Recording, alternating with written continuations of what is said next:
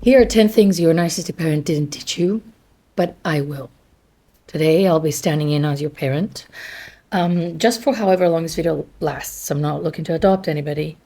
But this time, unlike my other video where I try to be just like your emotionally mature parent and show you how I could have manipulated you and programmed you into failing, and then I'm going to tell you that I knew that you would fail, so I predicted the thing that I actually created. Watch it, it's going to be somewhere here. I will be teaching you the things this time that your parent didn't teach you, just to be sure that you finally get the necessary information you need in order to build a life that you deserve and not continue to live the life they programmed you for. A life of failure, misery, self-hatred, looking for answers you cannot for the life of you access as they became the way, the truth, the life. After disabling you from being able to do things your way, find your own truth and live your own life. Parents kind of use the whole idea of being life givers and took it and they went full on God complex, acting like they owned you, which possibly disconnected you in various degrees from your right to be your own person. But on top of that, they taught you all the fundamental truths that you should have been taught. They did teach you those truths, but they did it in the reverse nature. So today, we're gonna get them straight. So allow me to stand in as your parent today, as your foster utopian parent for a moment, and teach you things that I wish I was told as well as I was growing up. Number one, be yourself, not what others expect you to be. Although your parents taught you to reach their own expectations as a way to validate your own goodness, they are not the gold standard, and they cannot judge or validate someone's goodness. You're unique, and that is your strength. And I want you to think that the expectations of others are always going to change, depending on what they're remembering or deciding they want. And so living your life based on others' expectations will mean you constantly look to others on how to live your own life. And it also means that you end up being miserable in your own life. And then you're thinking that somehow by reaching the expectations of others, you'll feel good enough because they're going to be proud of you, but deep down you'll be miserable and you will not know how to get out of it. So basically you'll be trapped in your own life. So be yourself, figure out who you are and be that person, not whoever others expect you to be. Number two, I want you to learn to listen and to trust your own feelings. Although you've been taught that you should only be looking at them when it comes to determining what you're allowed to feel, your emotions are there to inform you, and they're never wrong. They're never wrong in terms of what you're feeling. What you're feeling is what you're feeling. And I need you to trust in what you're feeling, because if you do not trust what your own internal experience is telling you, and somebody else gets to dictate that for you, then it's going to be hard for you to stay safe from people who will manipulate you. You know, there's a lot of freedoms that can be taken away from us in this world. A lot of freedoms. But there's the freedom that we exist in our own internal space that nobody can access. Nobody can take that. Whatever you have in your mind and whatever you understand about yourself in here, nobody can access that. Nobody can take it. And it has felt as though a lot of your parents did that, invaded in your personal space. But as you are growing up and creating boundaries, that space, that place of contact with yourself is only yours. So make sure you trust the signal that space is giving you, and you don't have to defend it or have somebody validate it. Trust in your own feelings. Number three, you are allowed to set boundaries. And for them to work, you must learn how to stick to them. Of course, you got taught the opposite because they guilt-tripped you into backing off whatever boundaries you were kind of trying to muster the courage has said. But it's okay to say no. It's okay to say no even to the people you love. Actually, especially to the people you love. Because when we love others, we respect them and their boundaries. So we don't want to violate their boundaries. We don't want to push their boundaries. We don't want them to do things that they don't want to do just because we feel like it. We respect them enough to honor what they ask of us. But also, on our side, if we're setting the boundaries, the person in front of us doesn't respect our boundaries, our job is not to teach them how to respect those boundaries. Our only duty is towards ourselves to honor those boundaries and do the thing that we said we would do if those boundaries were to be crossed. Number 4, choose friends who respect you and remove yourself from places in which where you are unwanted or disrespected. If people are laughing at you and not with you, do not turn yourself into a clown so that you keep them entertained. Do not look at the environment and say, oh, they like me doing this. Let me just do that. They like me dancing. I'm just going to dance around like a fool. They like me telling jokes. I'm just going to... No. Don't turn yourself into the clown, the entertainer. It's almost like... it's a sad performance for attention, but people are making fun of you. So unless this is something yours that you enjoy from your heart, you don't do it. I was sorry in this movie, I don't remember the name, but this guy was like, he was old enough now, right? And he kept cracking jokes that were really bad. And he was out on a date and this woman said to him, you do know they're not really funny, right? Your jokes? He's like, I know. It just feels like I can't stop doing it because I used to be the invisible kid. And when I was at school, I one day cracked a joke and everybody laughed. And I thought, great, that's all I'm going to do for the rest of my life so that people will laugh. And, people were no longer laughing and he was actually obnoxious. But he was just performing, right? It's like, oh, we like it when you do that. Now let's do that. No. All right. So find people who respect you.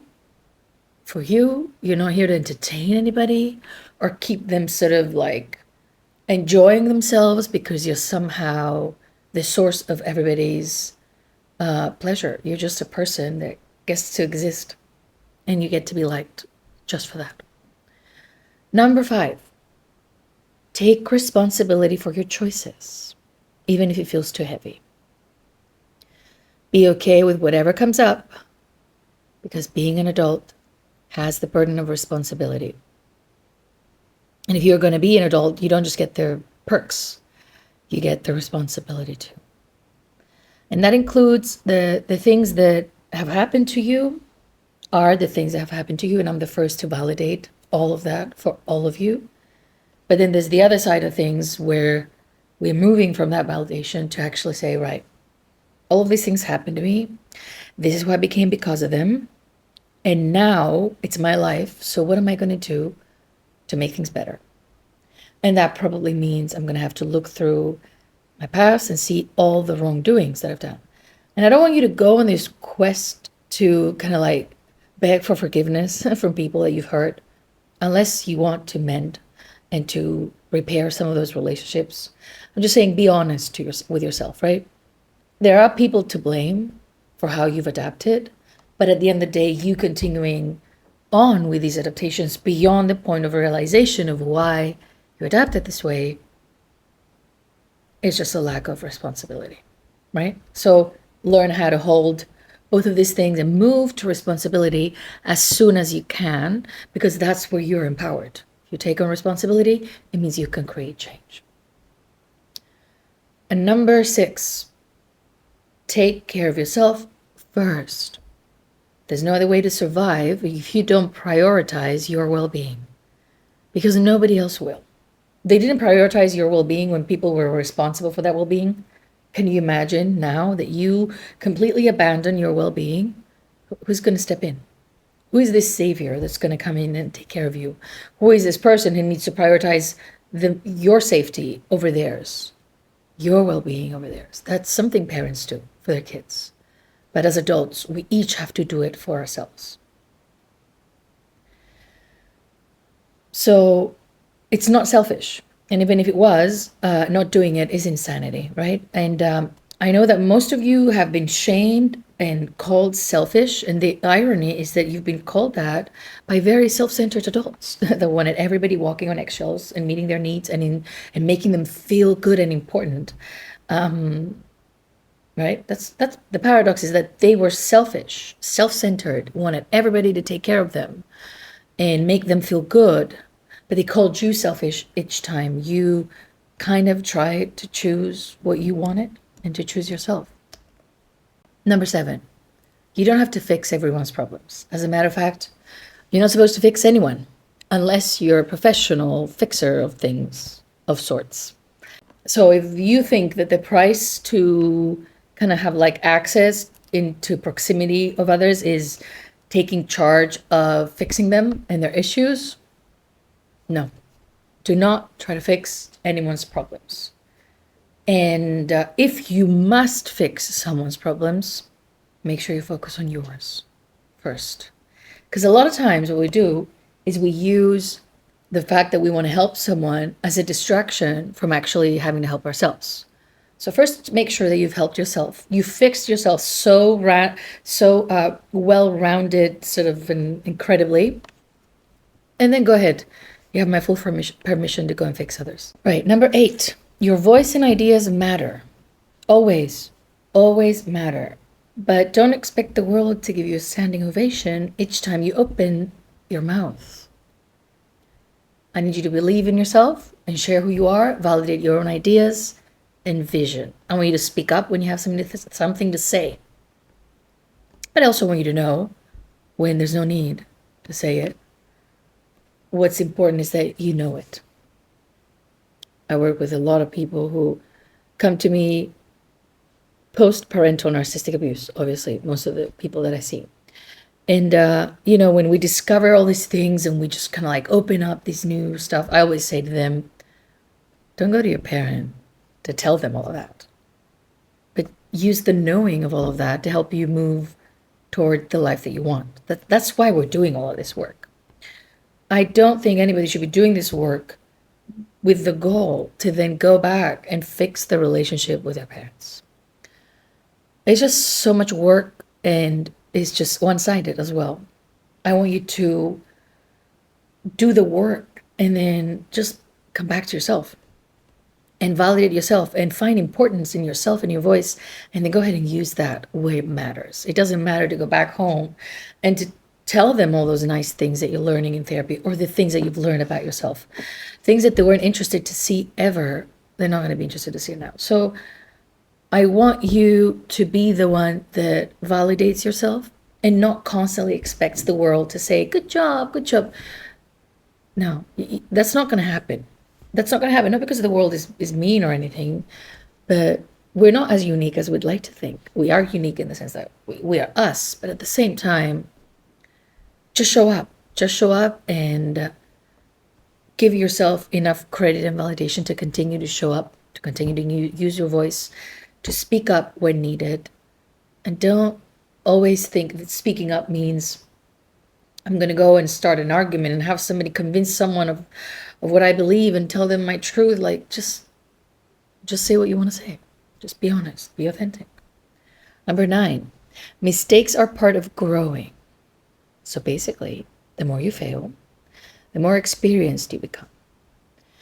Never mind if your parents made it seem like every failure was like this end of the world, because it crippled their own insane fantasy about having you perform as the perfect prop, which they could live vicariously through. But now you are afraid to fail because you think it's a given fact that you'll always fail. And so you're doomed. And so you're like, yeah, I'm not going to do anything. Be okay with failing. Be okay with failing so much that it's almost like you're trying to fail in everything that you do. Like one of the goals is to fail as much as you can so that you learn as much as you can. Because if you fail a lot, it means you've tried a lot. If you tried a lot, it means you keep showing up. You have some good traits that show you have resilience and strength to keep going And all this failing is going to teach you something eventually. So don't be afraid to fail, and don't personalize failures as you being a failure. This is just information. You're failing at something, you're not good at something. It doesn't mean that you're not good as a person or that you're a failure as a person. Please distinguish the two. They're not the same thing, even if you're made to believe they were. Number 10, keep growing, never stop learning. Question everything, say no, state the obvious, address the elephants in the room, and never let others' reactions to you speaking your truth become an internalized reflection of who you are. Others will reject you, dismiss you, hate you, whatever. They're allowed to feel however they want to. What is not going to be allowed is you rejecting yourself because of how others are feeling about you. This feedback loop is a broken mirror, and I want you to stop looking at it already. The world isn't here to tell you who you are, because a lot of what the world will tell you is who you should be, and if you're not who they want you to be, they're going to deem you as bad. So whatever feedback you're getting is probably just the feedback that says that, you're not good enough to them or for them or to their or up to their standards. I had this session the other day with one of my mentorship students, and we're finishing. We're like a session prior to the end. And I said to them, if the world is really content with what you're doing, like if everybody around you thinks that you're doing great, it means you're not living your own life. You're not living an aligned life, because you've probably just done all the good things, right? You went to school, you got a degree, you got married, you have the number of kids that is acceptable because 1 is not enough, 2 is whatever, why not a third, whatever. Like, people seem to be okay for someone who followed the traditional path. And so the more people are content, like everybody around you is so content with where you are in life and has no like ideas or you should be doing this and that, the more it feels like you're living their lives. So what I was trying to tell this person as we're concluding our work together, and it's what became obvious, right? It's also how when we live our own lives, people are going to talk about it. People are going to judge us. People are going to have something to say, no matter what we do, frankly. Even if we do follow the steps, there's always going to be something missing. But then you have the ideal type of person, which is just like their parents, right? They're living their life, so they're pretty much okay. Parents have no complaints. So the more that the world is okay with who you are, the more you've probably conformed to the world's expectations of you. So don't use them as a feedback. Don't use them as a feedback. Stay tuned to what your own intuition is telling you, to what fulfills you, to what brings you joy, and to what the people who really care about you and you've connected with based on shared values and visions think of what you're doing. Because it's really important. We think that when we're a part of a community, we are being kept safe. But the prerequisites to be kept safe in a community is that we are the same as the people in that community. If we're not the same, the first danger that we encounter is that this community will turn against us for not being same, because of however this triggers them and however this highlights their own insecurities, but also they don't want that. They don't want to see you do things that they were not able to do. And they don't want to see you things that they never had the opportunity or thought they could do. So don't use the world as your mirror. I'll never forget that I joined a training that was really enlightening. I learned a lot of things. But it had this vibe, this community vibe. And I started calling it out. I'm like, this is very culty. You have this one person that is teaching everything and knows everything. And people are like, oh my God, you know everything. And at some point we were talking about whether we're experiencing changes and whether we're seeing changes. And I said, I'm not particularly seeing much change. And this person looked me in the eye and said, Evita, we are going to tell you who you are. You're not the one to see who you are. We are going to tell you that. And I was like, what? At first it sounds like a deep thing to say to a normal person that's like watching, they're thinking, oh, wow, we are like the mirror. And I was like, what? No, no, no, no. The perception of myself, obviously, we need the feedback of the world in order to exist, right? But the perception of ourselves has been so poisoned by those who saw us first through projections of their own selves, that it is important that we hold a deep insight and a deep understanding of who we are inside here. Obviously, we go out and socially, maybe we're awkward and maybe people are like, hey, what are you doing? This is weird, whatever, right? That's also some feedback. But for who we are fundamentally, where we stand, what we believe, what we tolerate, all of that needs to be ours. Needless to say that after that conversation, I never showed up again because I'm like, this is a cult. This is cult. This is cult all over it. And of course, I was painted as reactive this entire time when I was like calling these things out, but then whatever. But the thing is, people are going to try to be doing that to you, no matter how old you are or how aware you think you are. Do not fall into the trap of having others dictate and give you the mirroring of who you are. Because everything that we do is trying to reestablish a way of seeing ourselves through our own eyes, so that it doesn't come through projections and broken mirrors of those who hate themselves, who hate us, and love power. Somebody loves power, they'll take control of the perception of yourselves, which is what's happening in many people when they're in a relationship with narcissists. They're like, oh, they love bomb me and now they're gone. I don't know what to do with my life. I can't even survive. Because what did they do? They came in and they gave you a reflection of yourself that is so amazing. And you were like, yes, finally somebody sees it. And then they took it away. They left and they took it away. And what you're really seeking back is that reflection that they saw. But that reflection is yours. You get a hold of that inner reflection and you don't let anybody change it.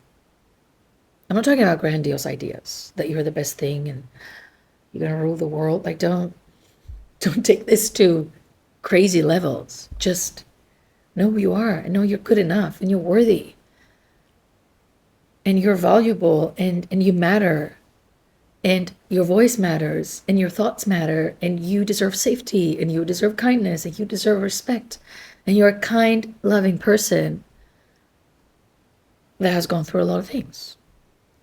That doesn't make you, oh, you don't make mistakes. Do you know what I mean? Like, don't take this as like, it's so solid that I wear it and I never get influenced, but know who we are. But of course, knowing who we are is something that we kind of have to gain access to, because who we think we are just like a bunch of things that were put together, an accumulation of coping skills and knee-jerk reactions to abusive environments. And that turns us to who we think we are now. Whatever. So those are the 10 things I would like you to know. Those are the 10 things your parents should have shown you. And because I said the keyword so, my dog has decided that it's dinner time. So I guess it's dinner time for us now. I'll see you soon.